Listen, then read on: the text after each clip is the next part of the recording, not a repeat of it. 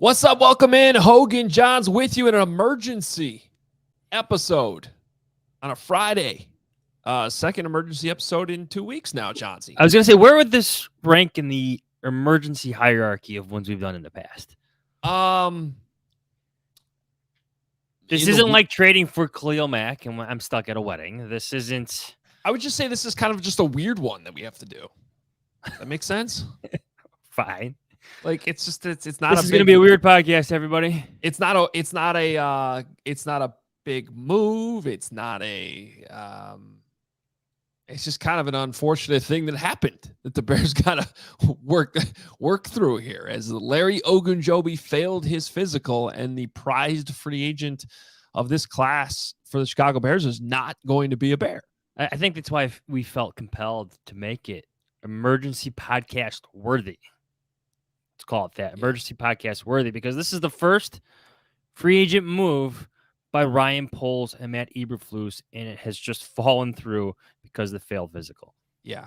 And people are hot about this, man. I mean, Twitter is popping. A lot of people just trying to rush to Ryan Poles' defense on this, some on the opposite side. And like, I think it's fair to just say it's sort of an unfortunate thing that happened. It's something that does happen. I don't think, I hope Ryan Poles wasn't completely caught off guard by this, considering the guy just had foot surgery 2 months ago. In January, yes. Yeah. So, but yeah, I don't know. Where do you want to start with this? Regardless, this is the first move of the Ryan Poles era, and it fell through. I don't think that's a great look. It's not. It's a blemish. Yes. On the other hand, I do think it's a good thing that they caught it. And as I pointed out on Twitter very quickly, the first big move of the Ryan Pace era was Pernell McPhee. And as we later learned, there were some knee issues there that got overlooked. And that turned out to be something that hurt him and why he never lived up to the big contract he got. So it's a good thing they caught this. It's still not a great thing that it happened. Obviously, they had enough confidence in what the physical may bear for them to announce agreeing to terms with them, right? I think this is the biggest complaint with the tampering period is you have all this breaking news, but all of these players cannot come to team bases, team facilities for physicals. There was a reason why the details of Ogunjobi's contract weren't processed yet, where others were, because there were so many unknowns to this, getting him into the facility to look at that foot. And I think that's my biggest complaint. I think that's what everybody's biggest complaint should be. Everybody loves breaking news. Everybody loves the full week of free agency, the frenzy that is. But this happens sometimes. Players still have to take their physicals at team facilities, and they can't do that until the new league year begins. And this is what happens sometimes. You have players who fail them. Yeah, and it doesn't happen a lot, but it does happen sometimes.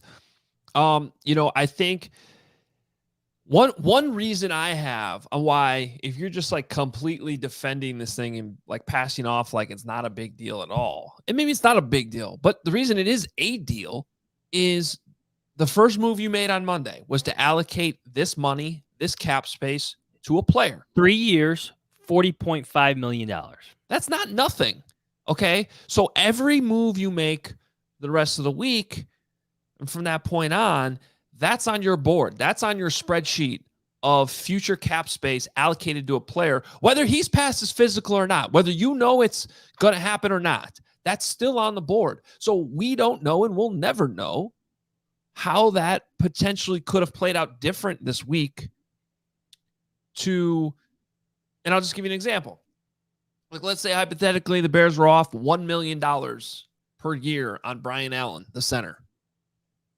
If they don't have Larry Ogunjobi on there, are they willing to go $1 more million? I don't know. We're not going to know the answer. But I also think it's naive to think that this contract that you agreed to on Monday did not have any impact whatsoever on other moves / conversations you've had with agents and players this week. They obviously placed a priority of finding that 3 technique for Matt Eberflus' defense. Did they not? Which makes perfect sense that they did that. Understandable.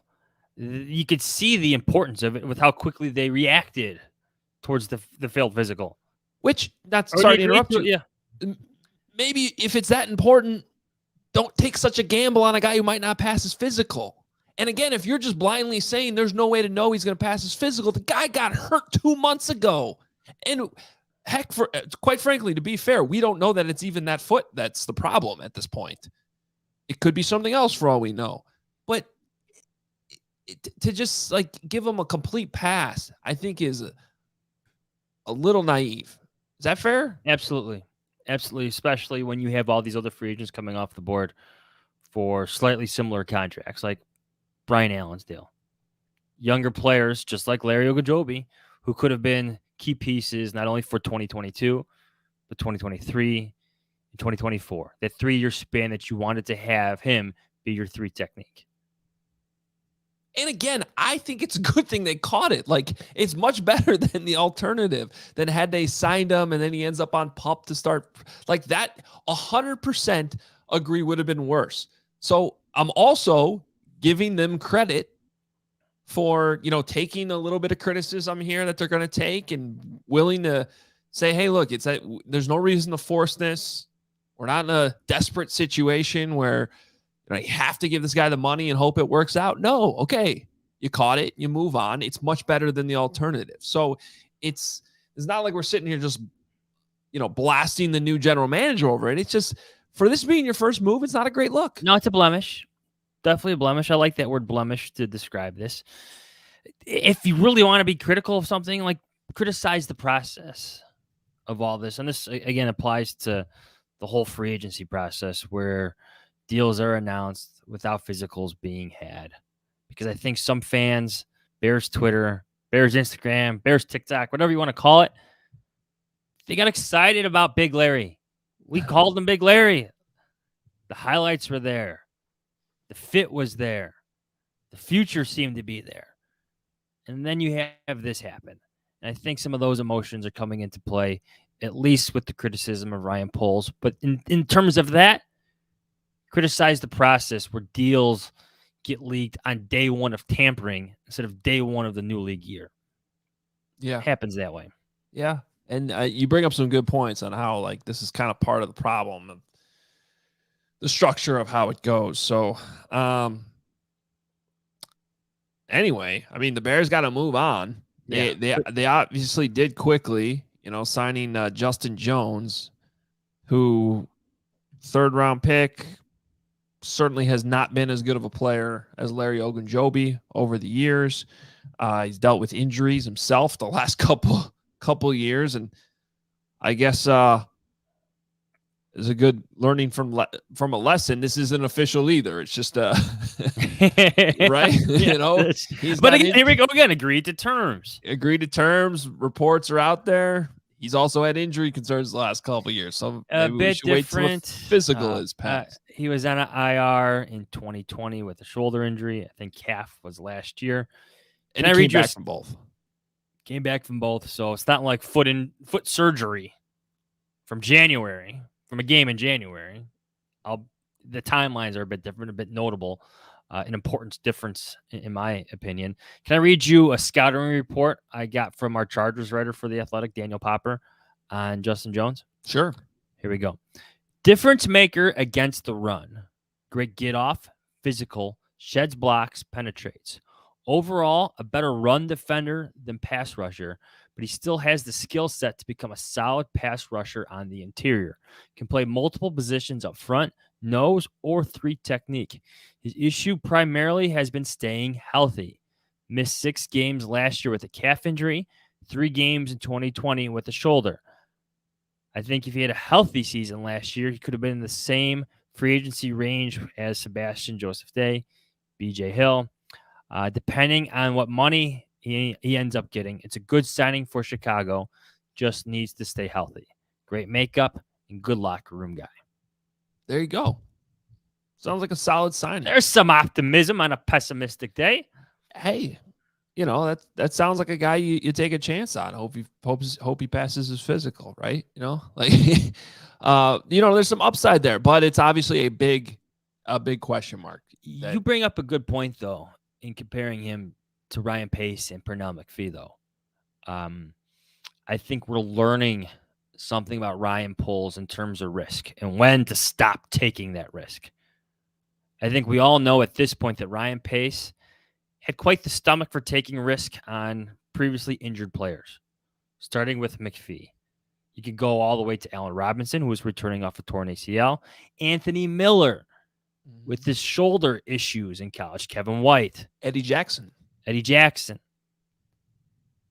Tevin Jenkins. Back issues popped up in college, albeit according to Pace, they were different with the Bears than they were at Oklahoma State. But you get my point here. GMs, front offices have different evaluations with injuries and when it comes to taking risks with those evaluations with those injured players. Yeah, absolutely. And again, like this is part of the process, and I'm actually applauding them for catching it. And that actually says something about the medical staff as much as it does Ryan Poles, right? Because some of this stuff gets missed sometimes. Yeah. Or it gets caught and the guy in charge says, all right, we'll take the chance anyway. Or it shows you how bad his foot injury. We don't even know it's a foot injury, everybody. We're just looking at the most recent serious injury that landed him on IR, but maybe it's something else. But how bad, whatever that injury may have been, to get the fail physical. Well, and that timing matters because I've seen a lot on Twitter today already of like, how could Ryan Poles ever know he would fail his physical?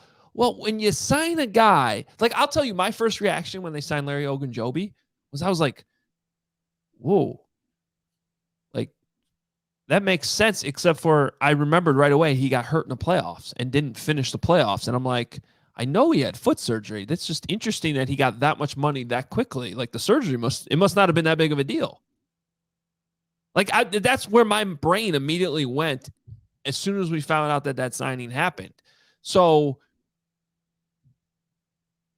of all the players the Bears have agreed to terms to or officially signed, like this is certainly the one that I'm not surprised that it came down to a failed physical. So they should have known it was a possibility. And again, for all we know, they probably did know it was a possibility. Yeah, probably. There was some optimism with it. Ryan Poles issued a statement about the guy. Yeah. Statement. You recall what he said? Larry embodies everything we are looking for in a Chicago Bear. His leadership, toughness, energy, and violent style of play on top of being so dominant at his position. Ryan Poles' statement says ChicagoBears.com about his signing, potential signing, agreed to term signing. And then he thanked the guy's agent. He did. Who I'm sure said the foot was okay. I'm sure. All right. Well, any other final thoughts on Larry? Big Larry, little Larry, any of the Larrys? Not so here, Larry. Yeah.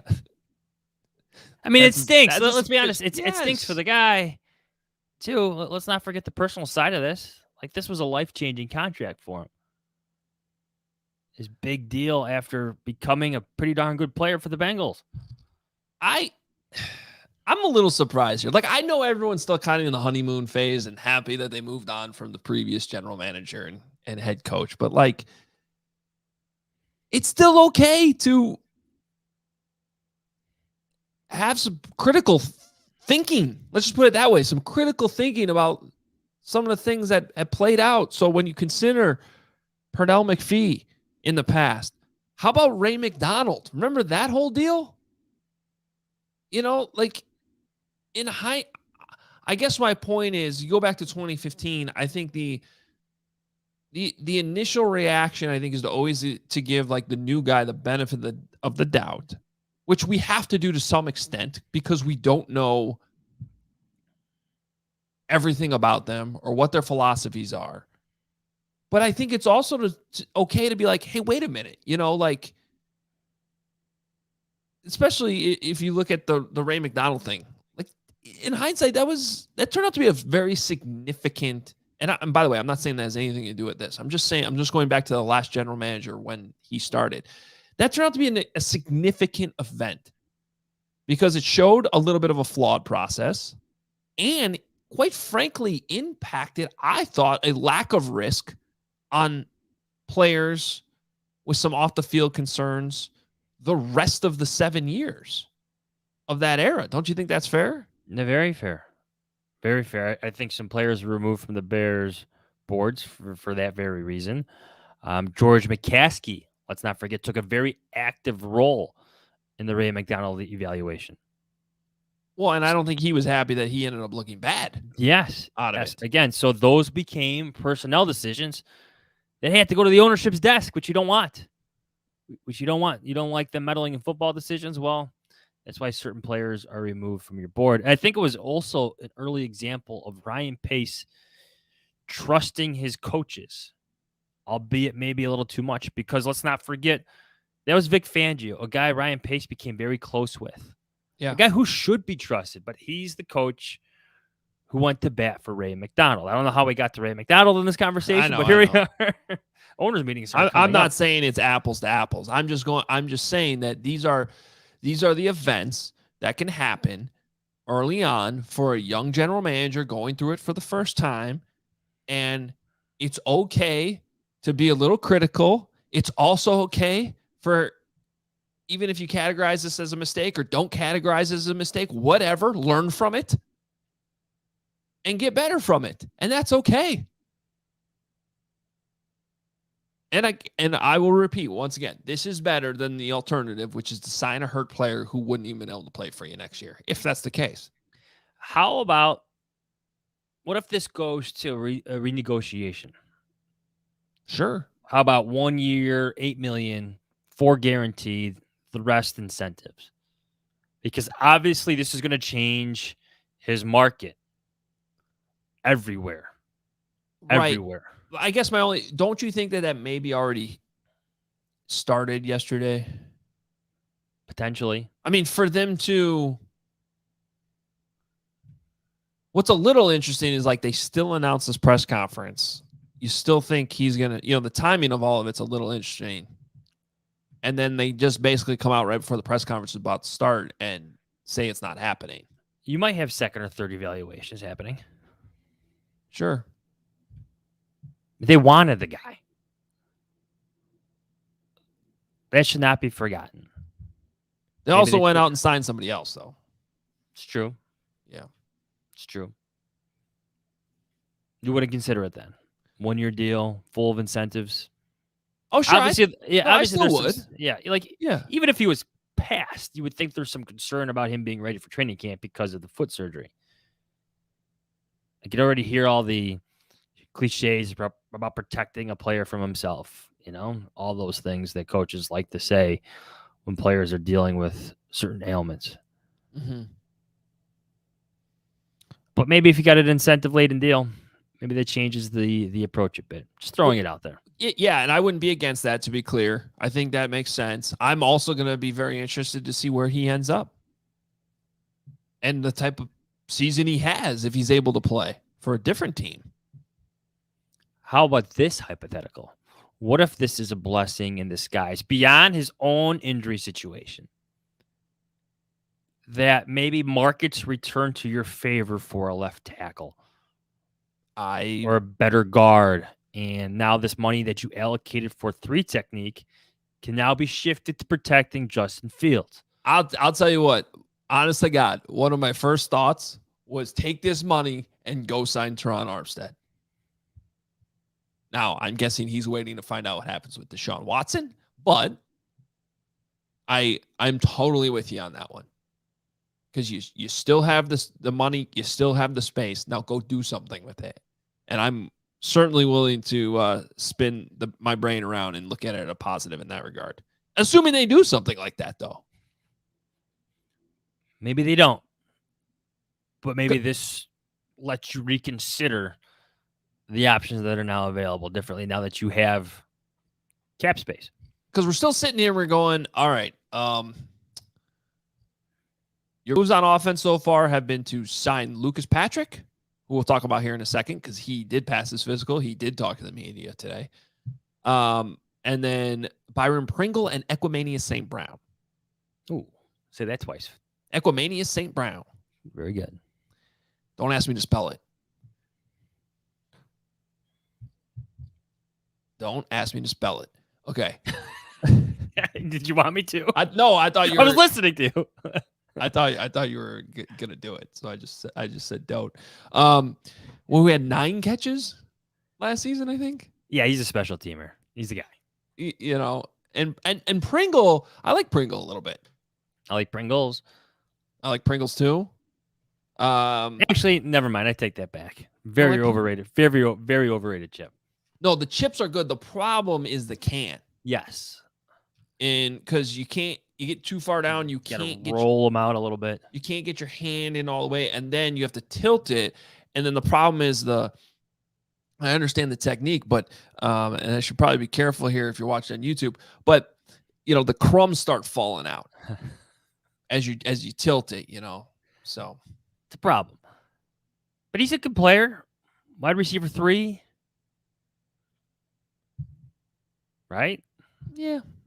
You still don't have wide receiver 1. You still don't have left tackle 1. Who's your guard replacing James Daniels? Is it Larry Borum? I don't know. Maybe. Is it Tevin Jenkins?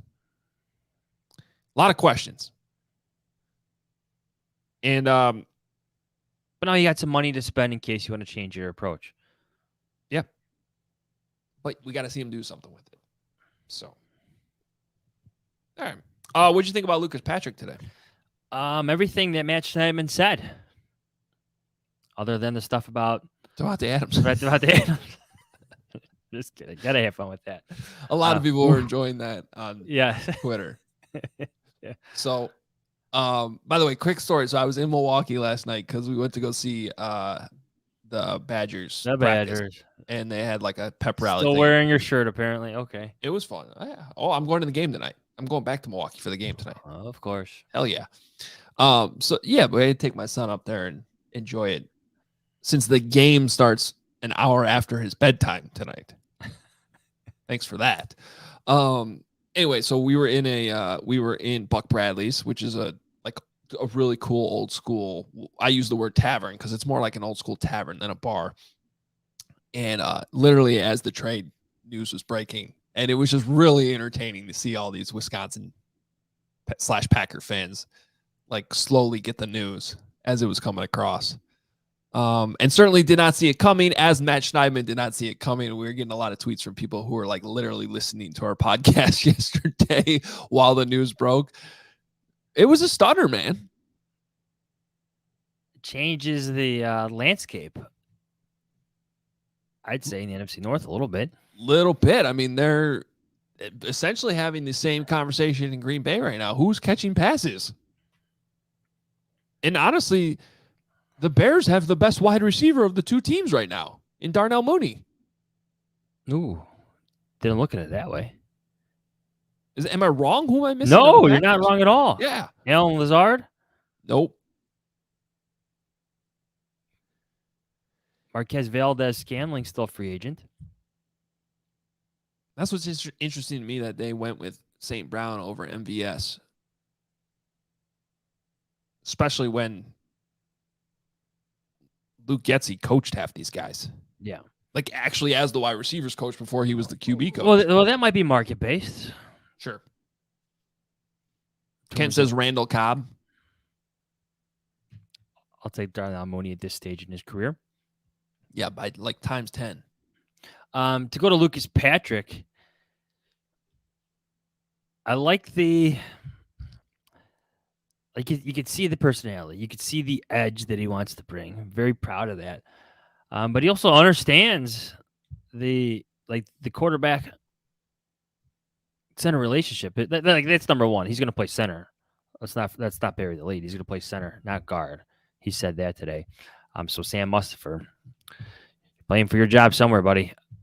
But then the understanding of the importance of the quarterback center relationship and how he wants to press Justin Fields, get to know him a bit more. And then the how much at length he talked about his relationship with Aaron Rodgers. Like Matt Schneidman gave us details about that. But I didn't know how close they were until he actually heard it from Lucas Patrick. Yeah. Where they talked recently over the phone about this and how they consider each other really good friends. I'm not sure things will evolve the same way with Justin Fields, but Lucas Patrick's going to try. He's not going to like you getting knocked around. He said playing golf made a big difference. Does Justin Fields play golf yet? He bowls. Okay. Yeah, the Bears have a lot of bowlers. I like bowling. But Lucas Patrick sounds like a golfer. And he's friends with Patrick Scales, too, apparently. He had a quote today that was like, I could look it up if we got, 5 more minutes here. It was like, yeah, I've been on the winning side of that rivalry, and I plan on continuing to be.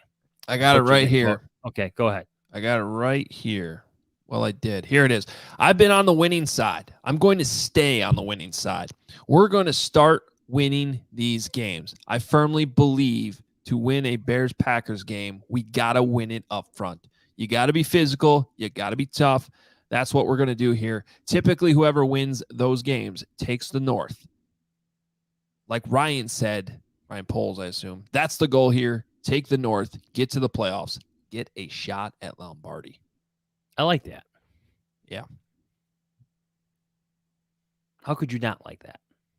Yeah, I'd argue they got to do a lot more moves here to realistically take the North from Aaron Rodgers. But, yep, it's a long-term play, right? It's a long. Well, the Packers helped the Bears out by trading Devontae Adams. Absolutely. I mean, that was a game changer. Look at the conversation we've been having and how much time we've talked about, even from a defensive standpoint, and Jalen Johnson, like, having to learn how to play in the slot so he can defend Devontae Adams. Like, you take a piece like that just out of the division. You don't have to play him anymore. You don't even have to play him for like 3 years. This changes the Packers' offense immensely. Maybe 2 years.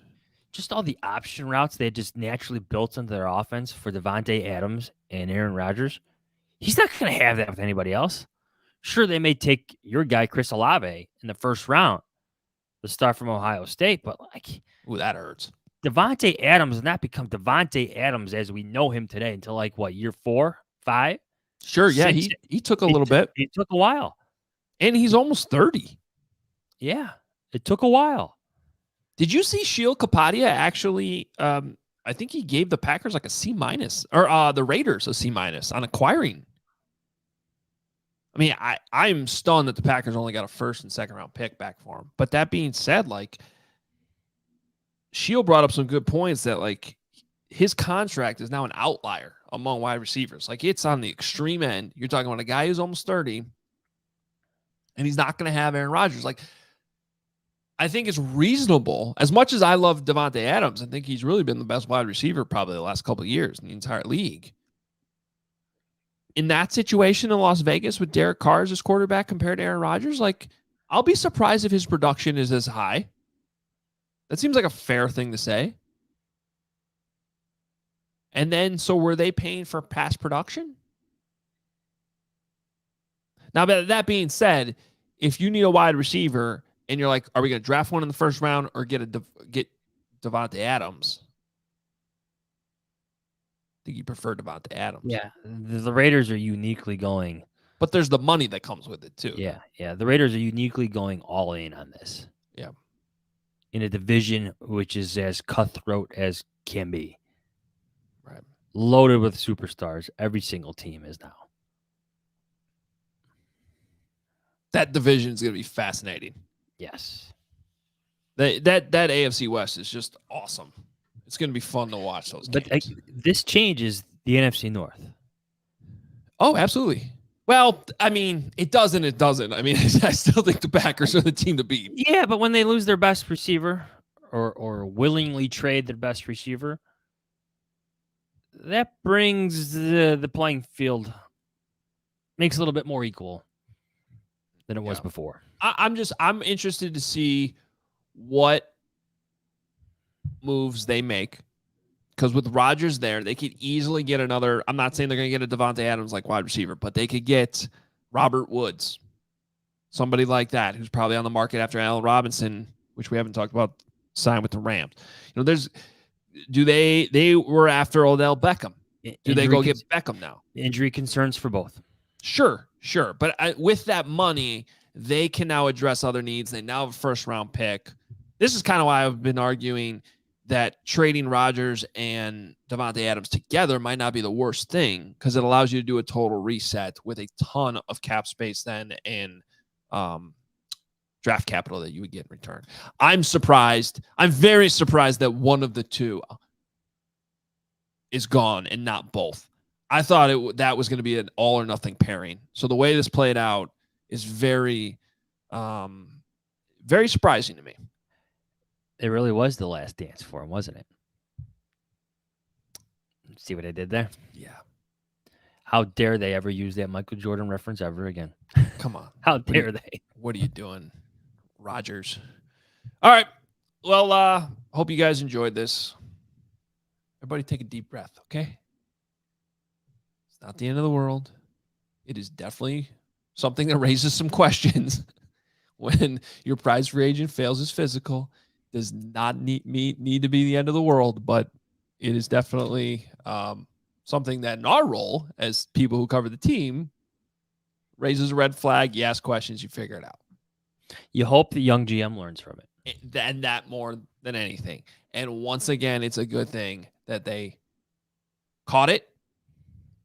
Did not sign him to did not sign an injured player to a big contract, and now they get to move on. And like Johnsy brought up, maybe they can go out and get a left tackle with that money.